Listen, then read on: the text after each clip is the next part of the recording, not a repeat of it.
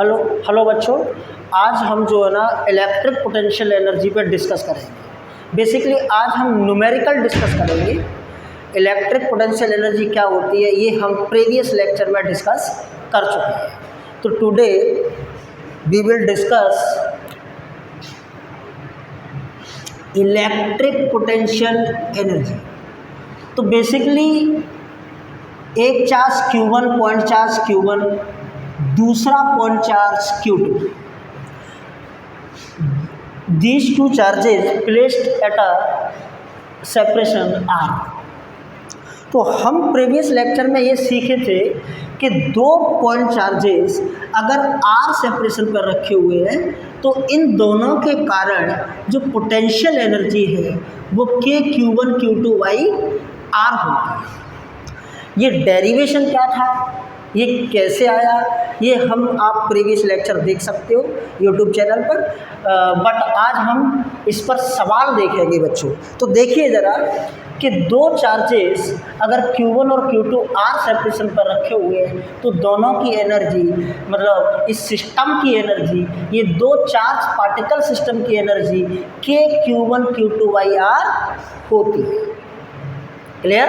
कभी भी अगर आपसे पूछा जाए दो चार्जेस, एक सिंगल चार्ज, बच्चों अगर एक सिंगल चार्ज होता, एक सिंगल चार्ज की वजह से, suppose this is a single charge only, तो इस अकेले की कोई एनर्जी नहीं हो। एनर्जी, पोटेंशियल एनर्जी बनाने के लिए कम से कम दो चार्ज का होना जरूरी है। दो चार्ज हो, तीन चार्ज हो, चार चार्ज हो। एक सिंगल चार्ज की वजह से कोई पोटेंशियल एनर्जी, ये दो चार्ज है Q1 और Q2, तो दोनों के इंटरेक्शन की पोटेंशियल एनर्जी है Q1 Q2 बाई R। अगर ये चार्ज अकेला होता तो कोई एनर्जी नहीं, ये अकेला होता कोई एनर्जी नहीं, ये दोनों की वजह से एनर्जी है Q1 Q2 by R। Got my point? तो देखिए, देखते हैं वन बाई वन, हम सवाल देखते हैं ज़रा। तो ध्यान से देखो, सबसे पहले ऐसे सपोज एक चार्ज मैंने Q यहाँ ले लिया, एक चार्ज Q यहाँ ले लिया, ये दोनों के बीच का सेपरेशन R, तो पोटेंशियल एनर्जी हुई KQ square by R। Yes और KQ स्क्वायर बाई R। अब देखिए, सपोज हमने तीन चार्ज ले लिए ऐसे, एक चार्ज यहाँ पर रखा है Q, एक चार्ज यहाँ पर रखा है Q और एक चार्ज यहाँ रखा है Q। साइड A का ये इक्विलेटरल ट्रायंगल है। तो देखो, एक तो इस पेयर की एनर्जी बनेगी, कितनी बनेगी KQ स्क्वायर बाई A। एक इस पेयर की एनर्जी बनेगी, देखो कितनी KQ स्क्वायर बाई A। एक इस पेयर की बनेगी एनर्जी कितनी KQ square by A। Yes और ठीक है ना। मैं एक और एग्जांपल लेता हूँ, फिर अपन आते हैं एक कंक्लूजन पर। जैसे मान लो कि एक यहाँ पे स्क्वायर, तो स्क्वायर के चारों कॉर्नर पर सपोज चार्ज रखा हुआ है Q Q Q और साइड ए का ये स्क्वायर है। यस, तो इस पेयर की एनर्जी बोला KQ स्क्वायर बाई A, इस पेयर की एनर्जी बोला KQ स्क्वायर बाई A, इस पेयर की एनर्जी बोला KQ स्क्वायर बाई A, इस पेयर की energy KQ square by A। देखो, एक इस पेयर की एनर्जी, ये भी एक पेयर है बच्चों, तो इसकी एनर्जी, अब यहाँ से लेकर यहाँ तक की डिस्टेंस है वो A√2 हो जाएगी, तो लिखा जाएगा KQ स्क्वायर बाई A√2। एक इस वाले पेयर की एनर्जी, तो ये हो जाएगी KQ square by A√2।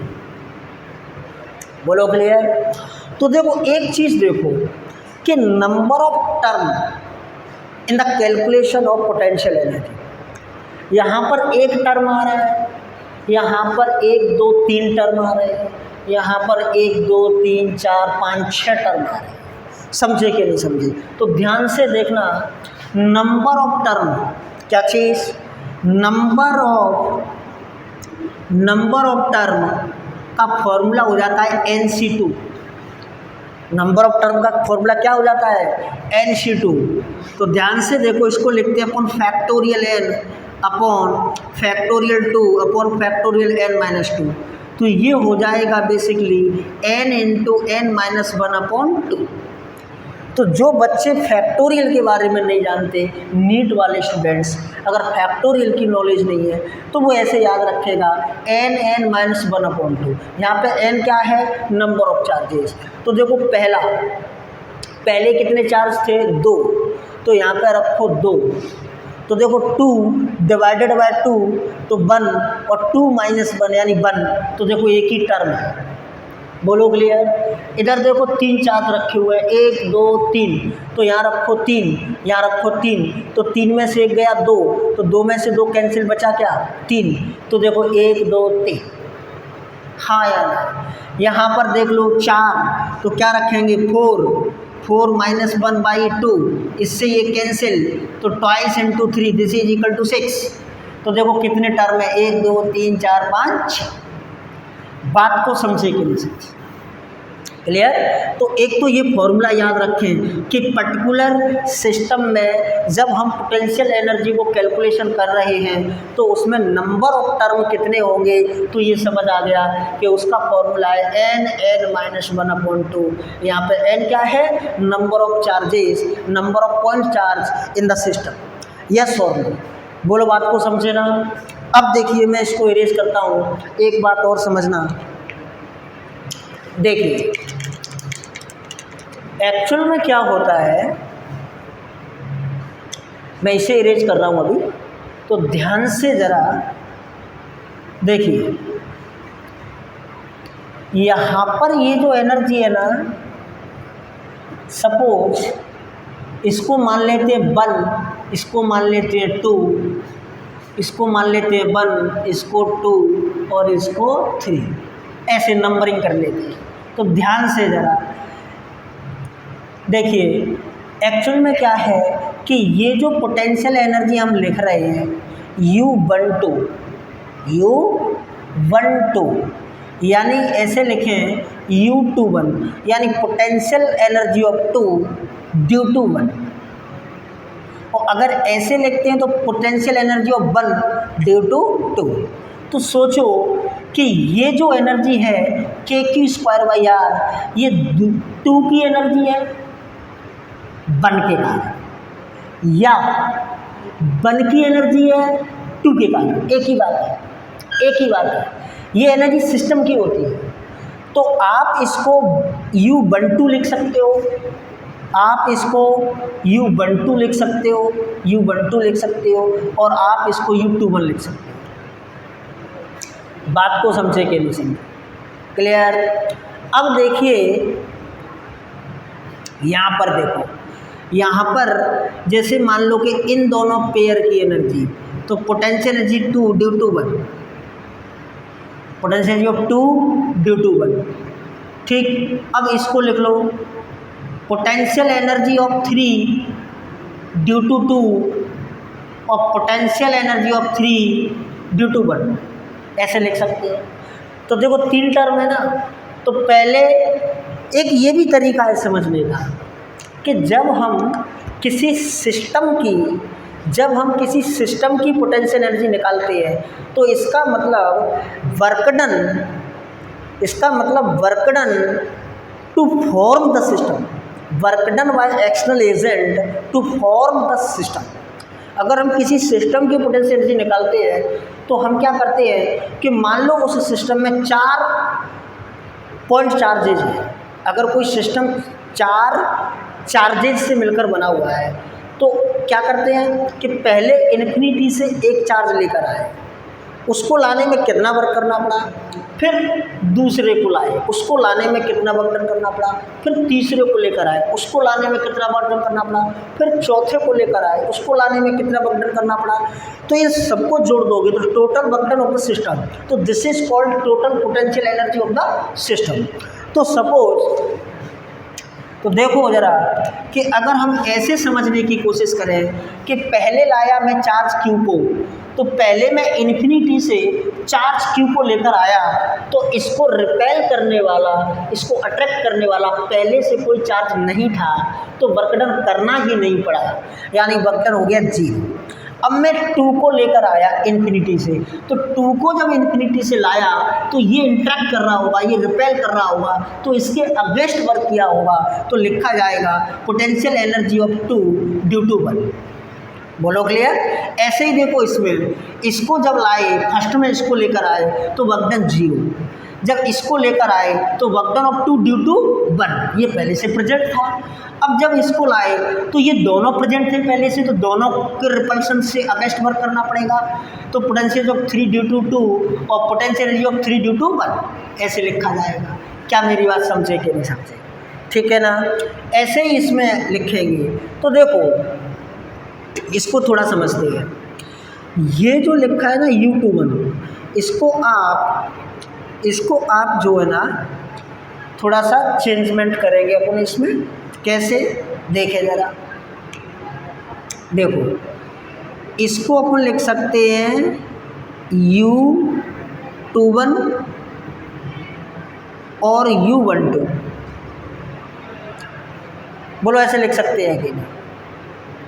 U21 plus U12, और इसको जो है ना हम 2 से डिवाइड भी कर देंगे, क्योंकि 2 की एनर्जी 1 के कारण या 1 की एनर्जी 2 के कारण एक ही बात है, तो ऐसे लिखा जाएगा ये। अब देखो इसको, देखो इसको लिखोगे U32 भी लिख सकते हो, और इतना U23 होगा, और डिवाइडेड कर दो 2। ये एनर्जी और ये एनर्जी बराबर है, अब ये डबल हो जाएगी तो 2 से डिवाइड कर दिया, मतलब एक फॉर्मूला बना रहा है। तो देखो जरा यहाँ पे क्या लिखा जाएगा, U31 और U13 बाई 2। बोलो क्लियर। तो अब ध्यान से देखो, 2 सब में कॉमन ले लो, इधर क्या बचा, इधर बचा U, देखो 1 को ले लो U12 है ना, और U12 हो गया, मतलब पहले तो सबको लिख लो U21 plus U12 U32 U23 U31 और U13। बोलो क्लियर। अब देखो 1/2 यहाँ पे अगर देखें तो यहाँ पे लिखा U12 और यहाँ पे लिखा है देखो U13, तो ये वाला हो गया और ये वाला हो गया।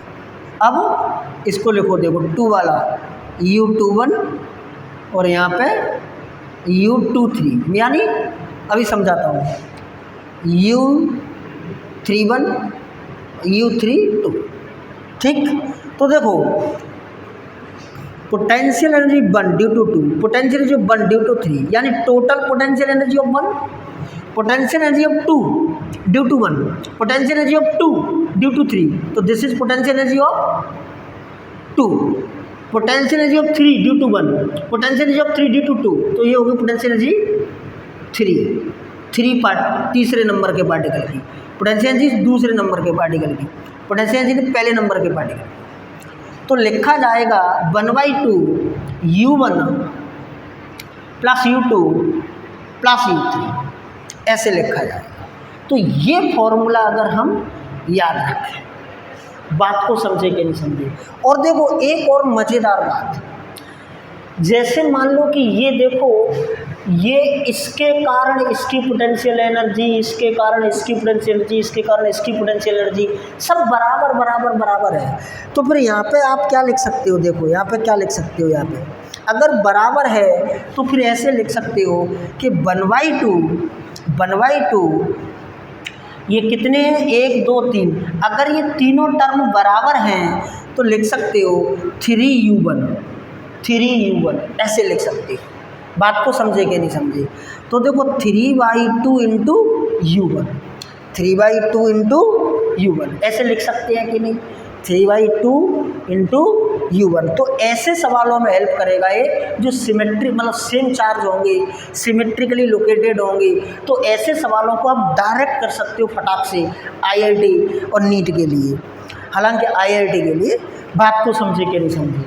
जैसे मैं बताता हूँ, ये नोट डाउन कर लो, और देखो मैं बताता हूँ, एग्जाम्पल देता हूँ आपको। देखिए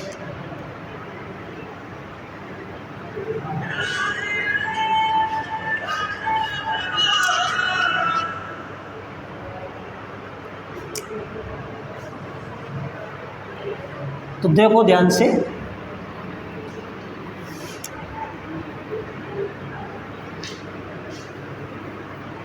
देखो सपोज ये सवाल था, ये क्यू और ये क्यू, ए, तो हम क्या करेंगे 3/2, 3 मतलब 3 मीन्स नंबर ऑफ चार्जेस। तो इसमें कितने चार्ज है, मतलब फॉर्मूले को आप ऐसे भी लिख सकते हो n/2u1, ऐसे भी याद कर सकते हो। तो देखो n कितना, 1 2 3 बाई 2, u1 कितना, यानी किसी एक चार्ज की पोटेंशियल एनर्जी। तो एक चार्ज की इसके कारण k² a, इसके कारण k² a। बोलो बात को समझे कि नहीं समझे? तो दोनों को ऐड कर दो, तो 3/2 2k² a, तो 2 से 2 कैंसिल, आंसर आया 3k² a, जो आपने देखा था कि ये डायरेक्ट निकाल सकते हैं। अब देखो दूसरा सवाल एक लेते हैं अपन समझने के लिए। जैसे मान लो स्क्वायर वाला सवाल हमने किया था, तो यहाँ क्यू, यहाँ क्यू, यहाँ क्यू, यहाँ क्यू, ये ए, ये ए, ये ए, ये ए। अब कितने टर्म आएंगे इसमें? तो 6 आएंगे। कितने आएंगे? 6। कैसे देखेंगे? n(-1/2) ऐसे देखेंगे। अब n कितना है? 4, तो 4/2, 4 - 1 यानी ये हो जाएगा 3, तो ये आ जाएगा 2, आंसर आया 6। तो नंबर ऑफ टर्म होंगे इसमें 6, पहली बात। दूसरी बात हम देख रहे हैं कि पोटेंशियल एनर्जी, तो क्या फॉर्मूला है? n/2u1। तो n/2 मतलब कितने चार्ज हैं? 1 2 3 4, तो 4 चार्ज हैं डिवाइडेड बाय 2। u1 मतलब किसी एक चार्ज की एनर्जी। तो इसके कारण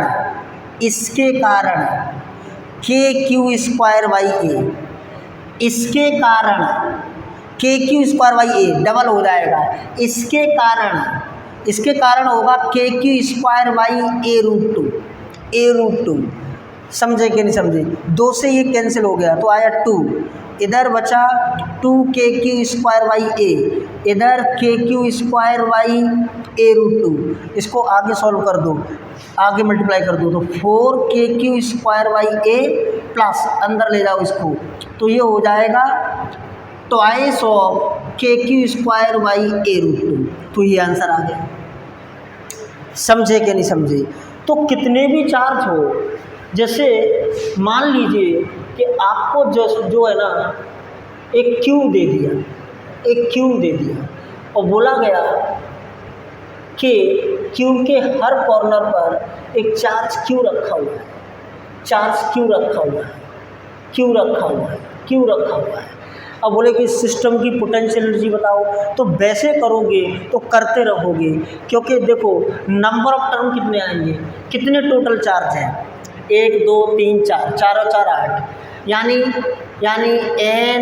n(-1/2), तो टोटल चार्ज है 8 डिवाइडेड बाय 2, 8 में से 1 गया तो 7, ये हो गया 4, तो आंसर आया 28। मतलब 28 टर्म आएंगे पोटेंशियल एनर्जी के, 28 टर्म आएंगे।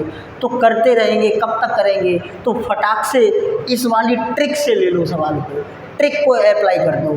n/2u1, n कितना? 8/2, u1 कितना? मतलब किसी एक चार्ज की वैल्यू देगी। तो देखो ये चार्ज ले लो, तो इसके कारण एनर्जी बोला k² a, इसके कारण एनर्जी बोला k² a, डबल हो गया। और इसके कारण बोला k² a, तो ट्रिपल हो गया।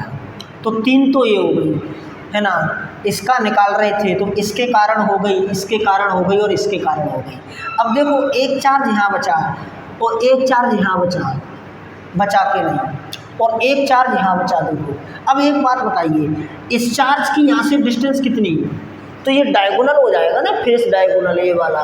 तो अगर ये ए है, ये ए है, तो ये आएगा a√2, तो ये आएगा k² a√2। अब देखो जो एनर्जी ये है वही एनर्जी देखो इधर है, और ध्यान से देखो वही एनर्जी इधर है। अरे ये बॉटम वाला डायगोनल है, ये साइड वाला डायगोनल है, ये इस साइड वाला डायगोनल है। फील कर सकते हो कि नहीं, इमेजिन कर सकते हो कि नहीं क्यूब में। या आप जिस रूम में बैठे हैं, जिस रूम में बैठकर पढ़ रहे हैं, उस रूम के एक कॉर्नर पर चार्ज को मान सकते हो, एक कॉर्नर पर। और फिर देखो तो मतलब कॉर्नर से देखते जाओगे तो समझने में ज़्यादा आसानी होगी रूम को अजूम करके। तो यहाँ पे जो एनर्जी है वो यहाँ पे होगी और वो यहाँ पे होगी। तो ये होंगे 3 ऐसे, ऐसे कितने होंगे 3। तो 3k² लेकिन एक बच गया ये वाला। और अब ये देखो ये बॉडी डायगोनल है, ये क्या है बॉडी डायगोनल। इसकी डिस्टेंस यहाँ से कितनी होगी, तो ये आंसर आएगा a√3। तो ये आएगा k²/a√3। तो देखो इस अकेले चार्ज की मैंने टोटल एनर्जी देख ली due to all other charges. तो बस एक चार्ज की एनर्जी मैंने लिख दी और टोटल आंसर आ जाएगा। इसको सॉल्व कर लो तो यहाँ पे ये आ जाएगा 4। कितना आ जाएगा 4, और ये हो गया आंसर। तो देखिए पोटेंशियल एनर्जी 2 चार्जेस की वजह से आसानी से निकाल सकते हैं, 3 चार्जेस आसानी से निकाल सकते हैं। अगर ज़्यादा चार्जेस रखे हुए हैं और चार्ज अगर सिमेट्रिकली रखे हुए मीन्स इक्वल चार्जेस है सब, यानी किसी भी मान लो कोई सिस्टम है वो 10 चार्ज से बना हुआ है, लेकिन 10 चार्ज है ना वो सभी एक सीक्वेंस में रखे हुए हैं, एक सिमेट्रिकली रखे हुए हैं। उनमें किसी भी चार्ज की अगर इंडिविजुअल एनर्जी अगर बराबर हो तो उस सवाल को अपन आसानी से कर सकते हैं इस फॉर्मूले की हेल्प से, n/2u1, यानी n number of charges divided by 2u1, यानी एनर्जी ऑफ 1 चार्ज होगी। तो किसी एक चार्ज की एनर्जी पर फोकस करें और आसानी से आप ये निकाल सकते हैं। तो मेरे ख्याल से आप जो है ना पोटेंशियल एनर्जी तो सीख चुके होंगे, कोई इसमें खास बात नहीं। और देखिए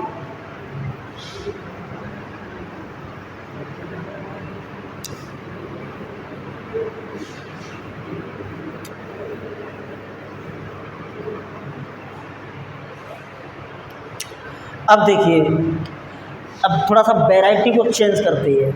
अभी अपन ने सवाल किए थे कि पोटेंशियल एनर्जी निकालने वाले सवाल, अब जैसे अपन मैकेनिक्स अप्लाई करेंगे इसमें, तो देखें ज़रा, जैसे सपोज एक charge Q, point charge Q, ये फिक्स्ड है, ये क्या है, ये फिक्स्ड है।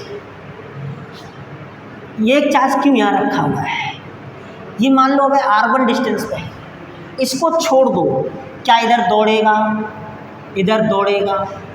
जब ये यहाँ से R2 पे पहुँच जाएगा तो बताओ कि यहाँ पर रफ्तार कितनी हुई होगी, इसकी स्पीड कितनी हुई होगी। तो क्या करना चाहिए बोलो, क्या यहाँ पर हम मैकेनिकल एनर्जी कंजर्वेशन लगा देंगे, मैकेनिकल एनर्जी कंजर्वेशन अप्लाई कर देंगे यहाँ पर। तो देखो यहाँ पर स्टार्टिंग में रखा था तो potential energy k/q/r, kinetic energy g।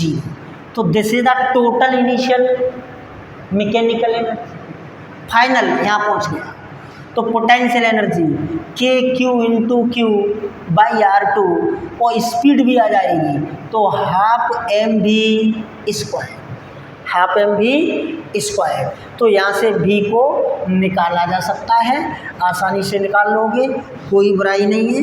बात को समझे कि नहीं समझे, 1/r1 माइनस 1/r2 बराबर 12mv²। बात को समझे ना। तो बेसिकली 2k/m रूट के अंदर ब्रैकेट में r2 minus r1 into r2, इसका square root, this is the velocity. क्या ये बात समझ आई कि नहीं आई? ठीक, तो मैं इस सवाल को इरेज करता हूँ, समझ लिया कि नहीं। और देखो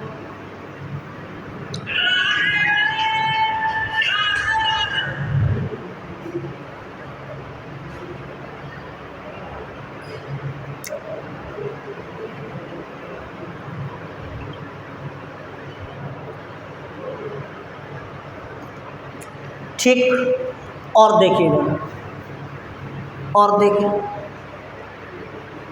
देखिए आपने पढ़ा था कि V is equal to potential energy upon Q, यानी potential is the potential energy per unit charge. ये भी मैं पढ़ा चुका हूँ, ये भी मैं पढ़ा चुका हूँ, प्रीवियस लेक्चर देख सकते हो आप, ये भी मैं पढ़ा चुका हूँ, कोई दिक्कत नहीं होना चाहिए, ठीक है ना। तो देखिए ज़रा ध्यान से देखें, जैसे मान लीजिए कि अपने पास एक रिंग पर चार्ज प्लस क्यू फैला हुआ है, ये रेडियस मान लो यहाँ पे, ये डिस्टेंस है यहाँ से सपोज √3r। दूसरा पॉइंट यह है जिसकी डिस्टेंस है यहाँ से √8r। एक चार्ज Q मास m यहाँ से छोड़ा गया, जब वो यहाँ पहुँचा तो बताओ स्पीड क्या, बोलो क्लियर। तो सिंपल, यहाँ पर पोटेंशियल कितना होता है इस रिंग की वजह से, तो पोटेंशियल यहाँ पे होता है KQY रूट में r² प्लस x²। x क्या है, यहाँ से यहाँ तक की डिस्टेंस, तो V बराबर KQY रूट में r² प्लस x², यानी √3 का स्क्वायर करोगे तो 3r²। तो देखो 3r² और r² 4r², तो इसका आ जाएगा KQY 2r। ये पोटेंशियल हो गया यहाँ का। यहाँ का पोटेंशियल देखें तो V2 बराबर KQY, यही फॉर्मूला r² प्लस x², तो r² प्लस x √8r, तो ये हो जाएगा 8r²। तो ये हो जाएगा, देखो ध्यान से, 8r² और r² 9r², तो आ जाएगा 3r। बोलो क्लियर। अब देखिए यहाँ पर पोटेंशियल है इतना, और पोटेंशियल को 4 से मल्टीप्लाई कर दोगे, V बराबर U/Q, तो पोटेंशियल को 4 से मल्टीप्लाई कर दोगे पोटेंशियल एनर्जी, तो फिर यहाँ की पोटेंशियल एनर्जी, तो यहाँ का पोटेंशियल है KQY 2r, और चार्ज कितना है Q, तो यहाँ की पोटेंशियल एनर्जी, काइनेटिक एनर्जी 0। अब यहाँ आ जाए तो यहाँ का पोटेंशियल KQY 3r और चार्ज Q0, पोटेंशियल एनर्जी हो गई, प्लस यहाँ पे स्पीड भी आ जाएगी ½ m², तो भी यहाँ से निकाला जा सकता है, कोई दिक्कत। Thank you.